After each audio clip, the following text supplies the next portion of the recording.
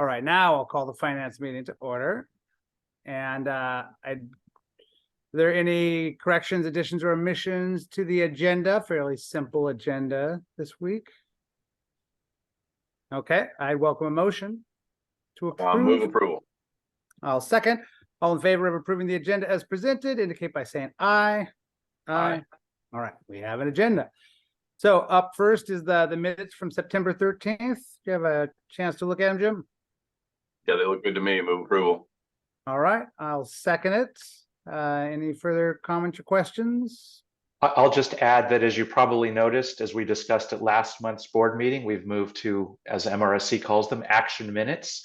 So short and sweet. So trying to capture what is done, not necessarily everything that is said. And also, Debbie and Tiffany has been provide some support on this, have put timestamps in there. So if folks want to go back afterwards and look at the YouTube recording to see, okay, when was a particular discussion, can just use that timestamp to get right to the part of the discussion that they want to. So I love me some action only minutes. That's great.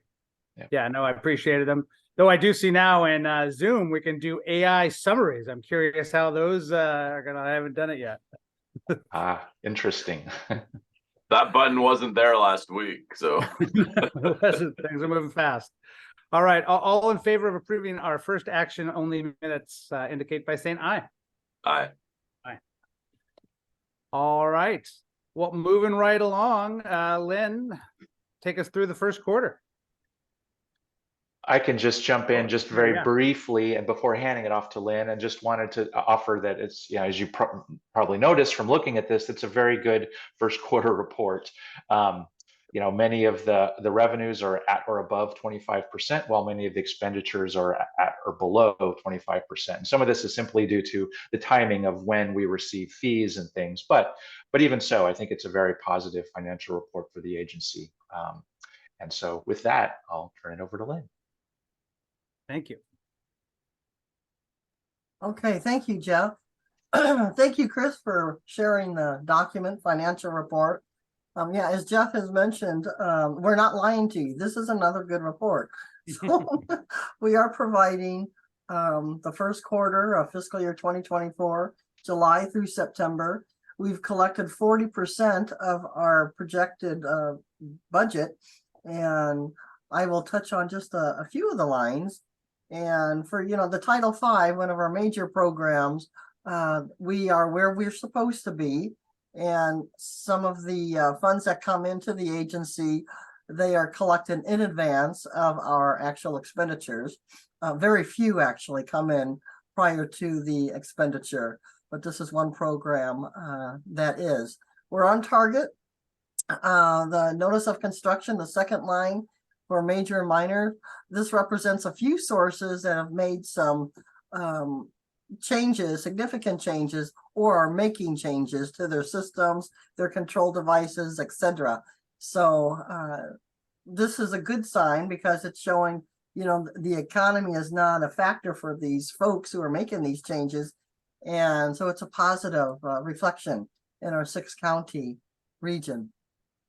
And let me just add that that's a bit of a rebound. You probably remember that a big chunk of last year was we were quite low in terms of our NOC fees, but I think we had just a gangbuster month in July in particular. So again, it's really hard to predict and know how these fees are going to play out, but it's looking very positive right now. I guess I would have expected the fee or penalties to go down if the NOCs went up, but it looks like they're still up at kind of 2023 numbers as well, not what we projected. Do you guys have any analysis of that? Yeah, so I mean, there's always going to be some lags. I mean, and some they're not directly connected, and partly the reason sort of jumping down to penalties and the reason why that number is so high is we were, as I think I've described, we reached settlement with McKinley in Port Angeles, and part of the settlement with them was so we reached the settlement oh gosh, when was that? That was maybe in July, but they wanted to defer payments and to make quarterly payments throughout there to spread it out. So we received the first quarterly payment at the end of September, and we'll receive one quarterly payment each quarter until they make, I think, their last payments by the end of June, to the end of our fiscal year. So so there just isn't necessarily sequencing. So overall, yes, I mean, if facilities are submitting their NOC applications, but again, there's a lot of different sources, and so there might be some sources that are submitting NOC applications and we're working on permits, but others are out of compliance, and so there are penalties.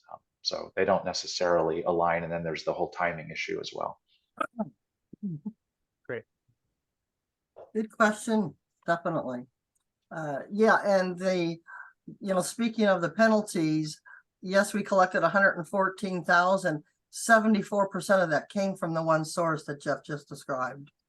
Sorry, how much? 74% of the 114. So we've 85,000, sorry. Jeez. So Yep. So I think the total penalty amount there was like 343,000 somewhere around there. Yeah. Sorry in advance for coughing. Okay, let's see. Our next moving down from NOC, the assessment line, you're gonna see we budgeted 533,000. We collected 2,855. We typically receive one early payment from one municipality instead of getting it January, February, March. We got it early, so we have no problem accepting early payments. Moving down to our grants, as you know, on our all of our grants, wood smoke reduction, wood stove education, PM 2.5, Chica Peak, ARP, et cetera, core. Those are all grants that we request reimbursement on a quarterly basis. So I'm in the process of requesting July, August, and September, which will receive late October, early November, sometimes into early December. So you'll see activity in our second quarter report. If we were on the accrual basis of accounting, in which case we're on the cash, you would see activity, more activity, because it's when you incur it, when you anticipate. So this is when we actually receive the payment. So just a little bit of elaboration there. And then, excuse me, for the ARP grant program with EPA, as you know, that was a grant that funded some improvements at Chica Peak and the purchase of our new monitoring trailer. It's all done. Well, I'm going to let Odell share with you all the positivity that's come out of this wonderful grant. The 118,000 represents two payments to two vendors. One, the purchase of the actual air monitoring trailer, and then the improvements at the site itself. We still have some residual expenditures that we are just about wrapping up that we'll be requesting from EPA a final to zero out that grant, and that'll be zeroed out in January 2024. And let's see, golly. You know, the core, the FSEC, those are all our grants. Penalties, we've already discussed. Investment income, thank you, Thurston County, for an excellent job on investing our funds. And we are definitely exceeding our budget projections. And so that's always good news. Miscellaneous income, that includes rebates that we receive from our credit card company, and residual funds that we prepay for legal services when we have the sheriff's department send a server out to property owners, and we have to prepay some of those fees. So if they do not expend all of the fees, then they return the remaining. So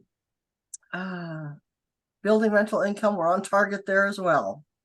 So on the revenue side, we've collected 40% of our budgeted revenue, 1.1 million. It's always a nice picture. We're not using any of our contingency at this point. We won't know until later on. Any questions on the revenue? Anything you'd like to add, Jeff? Oop, Jeff has no. Nope, that's sounds good. Let's roll on Okay. to expenditures. Our expenditures. Great.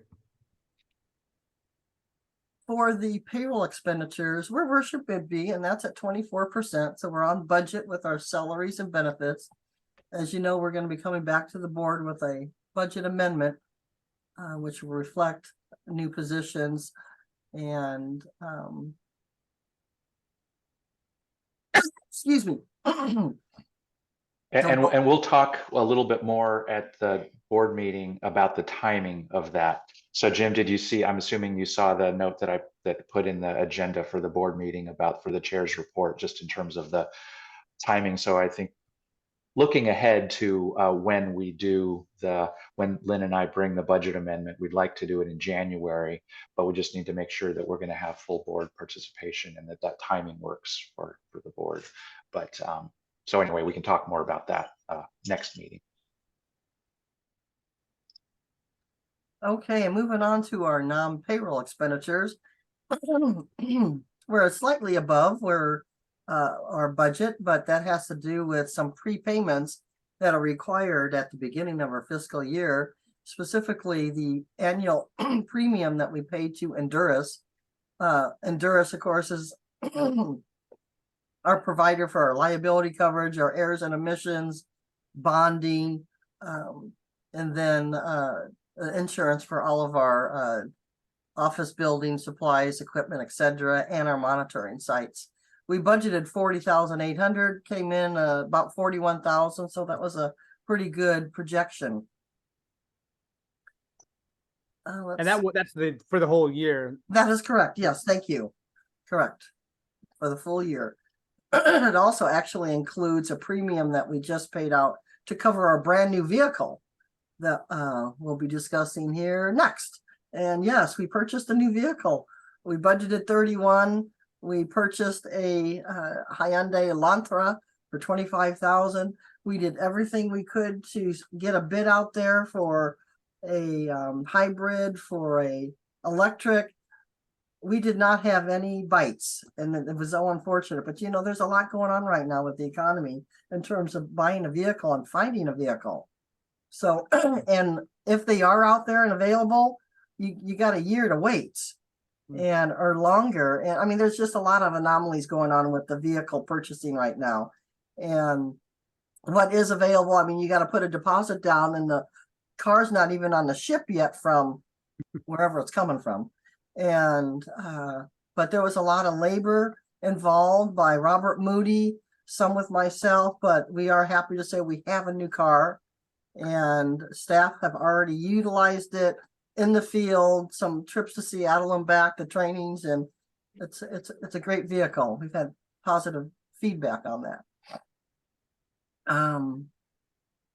And on that topic, Lynn, you want to also mention, so we also sold our Scion. So the vehicle that we're replacing was a 2006 Scion with what, roughly 120,000 miles on it. Yeah. And we got $5,300 for it. So yes, yeah, used vehicles are definitely, yeah. Dan Nelson and I went researched what the costs are for these used vehicles out there, and both of us were kind of shocked at what, you know, a 2006 Scion was going for. That's amazing. Yeah, I mean, go ahead. Yeah, I mean, it sold within 3 days of posting it on Craigslist. So yeah, and we really didn't think we'd have a problem selling it, but it was nice to see us get back more than we thought we would. And we want to, you know, we have to get at least fair market value on this car, and we accomplished that. So, but let's see. And then any questions on the non-payroll before moving on to the building operations and maintenance? Nope. All right. Well, we're slightly under budget here, and that's okay. Right now we have spent about $11,000, and of course the biggest portion of that is our maintenance office building. We had to replace our floor in the front office reception area on our side. And hey, Chris, can you scroll down a little bit? Thanks. Thank you. Sorry, I'm looking at my version because I can see it better. Sorry about that. And right now we're actually out for bid for a couple things that obviously is not reflected on here. Our exterior cameras, our interior painting of the reception area, and we're wrapping up the siding project. The costs are not there, but the siding project is done, and that's about $8,000 that will be reflected on the second quarter report. So there's a lot of action going on with building maintenance and improvements. Under our program operations, under the wood smoke reduction bounty, we're working closely with Ecology to get that contract going and active. We responded to Ecology with the dynamics of how we wish to task out the contract with change outs and recyclables, and then it also includes administrative time. So you'll probably see hopefully some action next quarter under this category in terms of expenditures. Ecology has given us the okay because Nelson and I have put in some labor in the startup and the development of the program. They're allowing us to backdate any expenditures that we've incurred administratively to July 1. Let's see, this is the other side of the revenue. We brought in 119,000. We expended 119,000. That's how it should work. Yep. Monitoring minor monitor Oli map. Yes, as you know, we have a 6,000 MOU, an MOU with Oli map for $6,000. And last year we did expend 1,500. We thought we were going to incur additional funds through Oli map. It didn't happen. We pushed it into this year. You'll probably see in the budget amendment an increase dollar amount for that. Right now it's 2,000. We've spent 2,000. They still have about 3,000 left. So, and they've assured us that they are pretty sure that they're going to expend that by the end of October. We'll work with them if we have to extend it a couple weeks to a month. But that program is going well, and I know they appreciate the funds that ORCAA has provided them in the importance of the cleanups and the reduction of, the staff, not ORCAA staff, having to be out there on site. Jeff, would you like to add anything to that, or? No, I don't really have much to add. I've been trying to get together with Ty Gundel.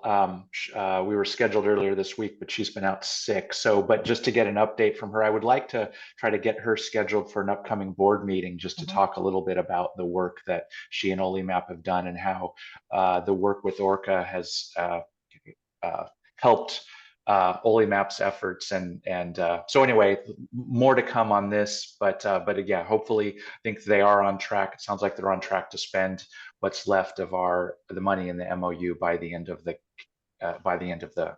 hopefully by the end of October. And I know that they've been very busy. They've had, because again, the funding for this project just deals with 2 sites here in Olympia, the Jungle and Percival Creek, but there's lots going on, Jim, as I know you know well, other things that OliMap is involved in around the community as well. Well, that wraps up the expenditures. We've expended 27%. So it's where we should be. It's a good, it's a good placement. So, and as you know, 71% of that is the payroll, which is not unusual. Any questions on the income and expenditures before moving on to the fund balance? Nope. Lynn, I just had I guess, hopefully it's an existential exercise, but can you just, if we didn't talk about this last month, which I don't think we did, can you just talk to us for a minute about how our reimbursements from the Fed would be impacted if there's a shutdown? Oh yeah, and good question. Thanks for bringing that up, Jim. Yes, I inquired about that, if the government would have shut down, we would not have been impacted with our drawdowns with EPA. And They would have been able to keep reimbursing. Yes, sir. Correct. Wow. I should have put that on my list. But That's yes, great. of course, I didn't find that out until 2 days before the deadline because some folks weren't even sure. Yeah, it's So- good information because I wouldn't be You betcha. surprised if we get that close again, at least. So Right, I think right. we will, yes, so Yes, that's good. if we Exactly. even have a speaker by then. Right, and we did, we put in a backup plan just in case that was the case. In terms of what I mean by that is drawing down funds and checking with our contractors for any large payments to find out their schedule, completion of work, so it ties in with our drawdown and payment to the vendor. With federal funds, ORCAA's only able to hold on to the funds for 5 days. If you don't make the payment, you got to turn it back to the feds. So we really worked hard. It used to be 3 days. So that's nice. Make it as long as we want, they want, and we have 3 days. Right, exactly. So there's a few calendars and schedules you're working with, but no, good question, Jim. Thanks for that. Cool. Thank you. That's awesome. Okay, well, we can jump to page 2, the fund balance. Chris, you just have to scroll down. There you go. Perfect. Thank you, Chris. So here, it's a reflection of our checking account with Thurston County Treasurers. So on July 1, 2023, we started with 2.2 million. We added our revenue of 1.1, added our expenditures. So right now the treasurer is holding 2.5 million. The 2.5 million is a reflection of the following allocations based on board, resolution and approvals. We have a contingency and capital funds representing 974,000. Oh, yeah. And we have a unrestricted fund balance of 1.6 million. What you see on the Title V contingency, there's a $46,000 bracketed dollar amount. That's what Title V owes the general fund as of June 30th, 2023. So they borrowed basically from the general fund. We've already gotten paid back. So you'll also see a new line, the Walk Cares Premium Employee, 1,690. Well, as you all know, July 1, we all started paying for the Walk Cares unless you had an exemption. So that $1,690 is not money that ORCAA owns. That's money that the employees that contributed that will be forwarded to the state Employment Security Department for their contributions toward the required program. Other than that, golly, that's a reflection of our checking account. It looks good. It's a good picture. We continue to increase our contingency funds based on board approval.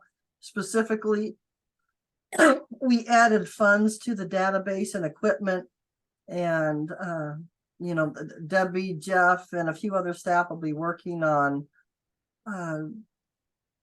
alternatives to our existing database system. It's a system that we've been using for, golly, 20, 30 years, I think. So I don't think quite that long, but okay, yeah, 25 but years. a long, yes, a long time. Longer, yeah, you know, at least 21 years as long as I've been around. So so that's going to be a large portion of Deb's time in the near future. We're holding at $20,000 on our monitoring equipment. We did not increase our office building line, and we're trying to include real-time expenditures in our annual budgets to cover the, you know, the 1 to 5 year forecast that we share during the budget approval time. What else can I share with you? Any questions on this? I mean, I guess just to go back to the to Jim's doom and gloom projection of a government shutdown. I mean, like after, like when we get into this unrestricted fund balance, if we shut down for 3 months or something, I mean, what would that look like? Because I'm, you know, it's a very real possibility, I think. Yeah, and yeah, I think it's a real possibility as well. Right now, we have sufficient unrestricted fund balance. We have sufficient revenues right now that are continuing to come in too. And I think the state now, we've talked about the feds. How will it affect us statewide? I'm not sure. Typically, when we faced this last time, all agencies were received notifications from the state of this possibility and the unknown of how it will affect drawdowns and future payments. So we just have to be on top of getting our request in there and hopefully getting payments. I really don't see an issue if it's 3 months. I mean, if they go beyond 3 months, that would be unusual. Well, the record's But only 35 days, so. Right. I'm sorry, what was that? The record's only 35 days, and I don't see this Congress trying to break records anyway, Yeah, so. I agreed. Agreed. So I think we're okay. Jeff, any No, nope, crystal ball? nothing to add. Nothing to add. Let's just hope sanity prevails. But Yeah. that's probably yeah, we'll see. Right. And the other thing with Thurston County Treasurer's Office, who holds our funds, we have 100% liquidity. We can access that anytime during office business hours. So that's important to know too. Our funds are not tied up outside of Thurston County Treasurers. So 100% liquidity is important to have and to know, and the board needs to know that. Great. I have two questions just on the reserves. What you created this one for the Washington Cares premiums. Where are we putting the family medical leave premiums? Are those in the vacation sick section line? Good question, Jim. With the WA Cares, those are contributions that the employee is contributing. Under the paid family medical leave, the board has chosen for ORCAA to pay on behalf of the employees, thereby not creating a separate liability until it's paid out. So for July, August, and September, ORCAA will pay out the first quarter premium in October. So it's going to be reflected as an expense. It's already budgeted in the annual budget that the board approved in June. That makes sense. I forgot we were doing that as a benefit. Yes. And then on the building reserve. So one of the things I was thinking about after last meeting with all of the, improvements and maintenance catch up you're doing, it'd be nice to dial that reserve in to since we're not needing to use it for ongoing maintenance projects right now, what's kind of the worst case that should be for a catastrophic failure of all of the HVAC or the roof or something like that, so we can kind of dial that reserve in to be the right amount for long-term actual rainy day for the building. Right. Okay. That's a very broad question. So I'm going to tackle it in a couple different. Right. And you don't even have to do it now, but I just want to see. No, it's again, these are great questions. It keeps us on top of it too. So that 120,000 is for future improvements, a building of future improvements. If ORCAA experienced a catastrophic situation where we lost all 6 of our HVACs, that could be an insurance, recovery. 2, if say it wasn't an insurance recovery, we have that expense contingency of 424,000 as well. That can be used for catastrophic emergencies, whether it be the replacement of half the roof or 2 HVACs, a combination thereof.